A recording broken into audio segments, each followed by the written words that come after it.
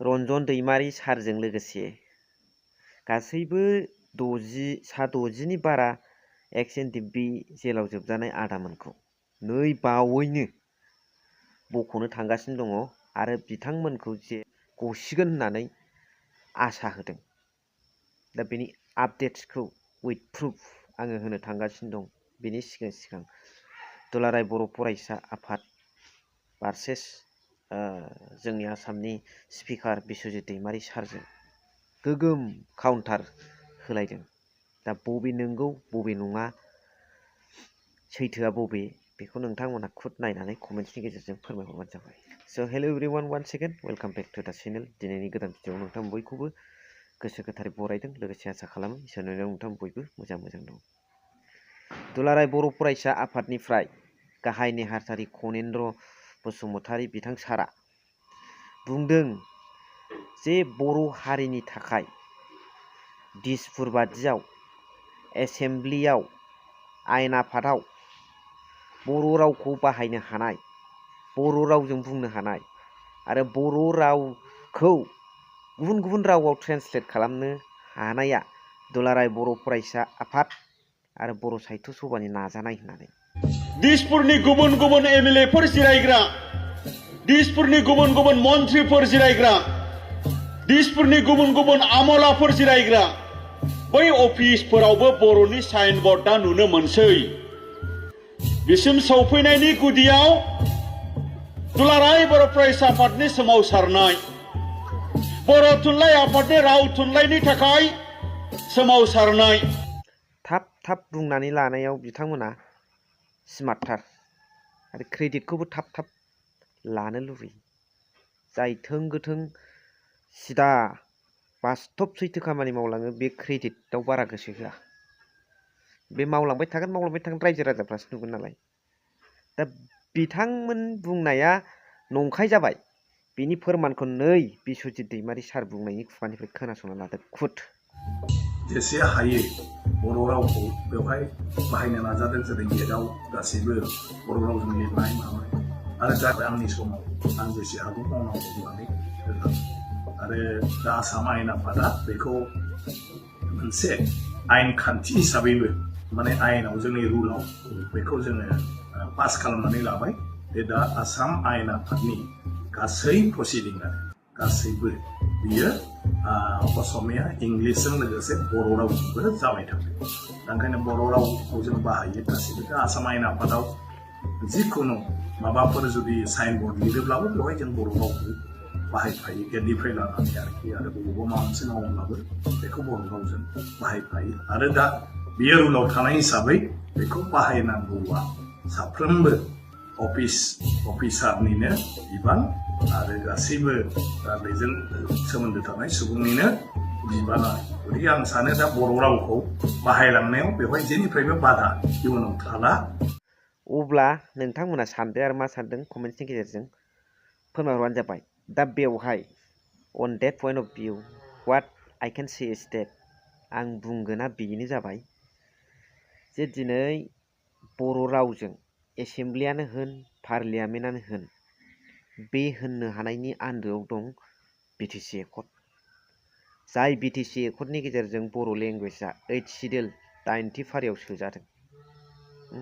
भारतनि गुबुन गुबुन रावफोरनि गेजेराव बर'आबो मोनसे होननानै स्वीकृति मोनदों, मान मर्यादा मोनदों।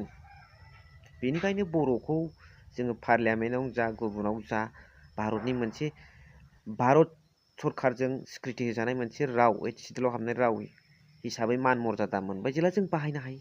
नाथाय नैबे अफिस मावख'फ्राव जे बाहायनो मोननाय आरो दिसपुरनि आयेन आफादाव बर' रावजों लिरनाय आरो गुबुन गुबुन रावाव ट्रेन्सलेट खालामनायनि जिखिनि खामानि प्रसेस सोलिदोंमोन बेखौ हले बिस्वजित दैमारी सारनि नाजानायाव दाख्लै बावैसो बियो खामानि जादों।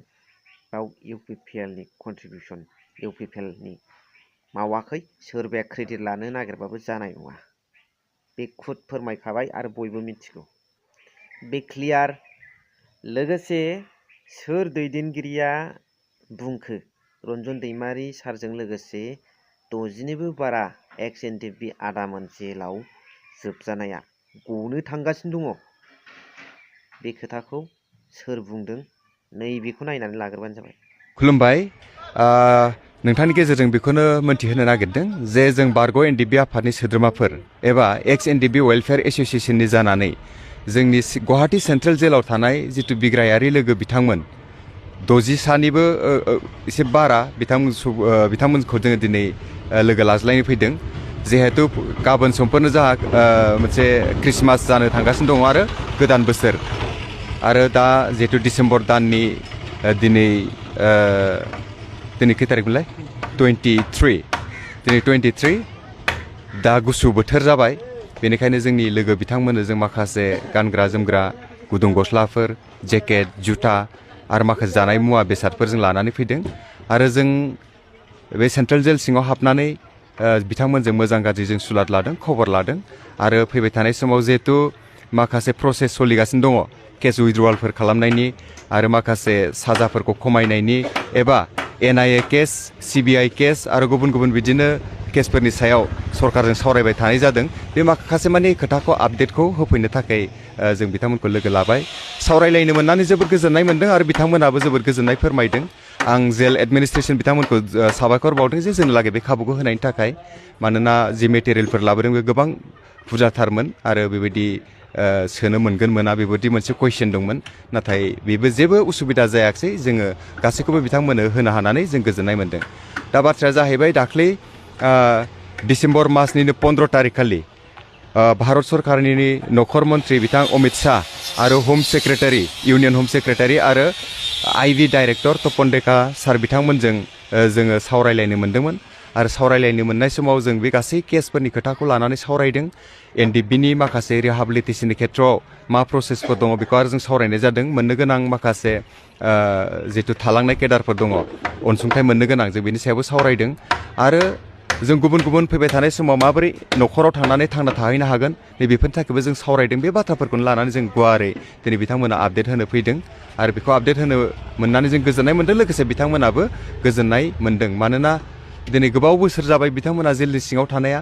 दिनै माखासे समफोरनि उनावनो जे बे जेलनिफ्राय उदां अख्राङाव न'आव थांनो मोनगोनखौ बयबो मिजिंथिदों आरो बिनि थाखाय जोंनि बिटिआर सरकार आरो आसाम सरकार आरो बेबायदिनो जोंनि गुबुन गुबुन दल संगठनफ्रा जेरैहाय एक्स एनडिबि वेलफेयार एस'सिएशन आरो बेबायदिनो दुलाराय बर' फरायसा आफाद आरो जोंनि दानि प्रमद बर' दैदेननाय सरकार बिनि नाजानायाव जों गोबां सावरायबाय थानाय जादों सरकारजों।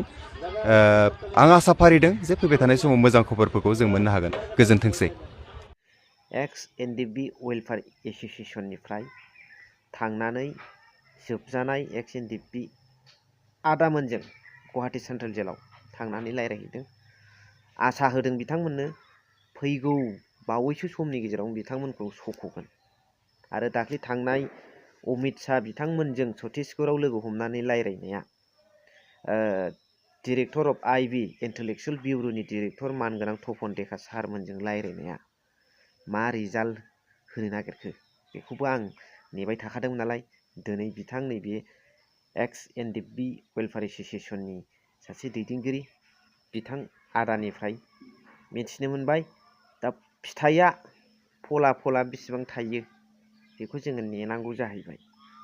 दा बेनि सायाव प्रपार नलेज जायफोरहा दं गनो थांगासिनो दं ना ओरैनो बावथिना ना रायज्लायनाया मोनसे फ्रुटफुल फिथाइ गोनां जादों ना जायाखै बिनि सायाव कमेन्ट्स हरबानो जाबाय। स' थेंक इउसै एसेयावनो भिडिअखौ फोजोबबाय। थेंक इउ भेरि माच फर वाचिं। लाभ इउ।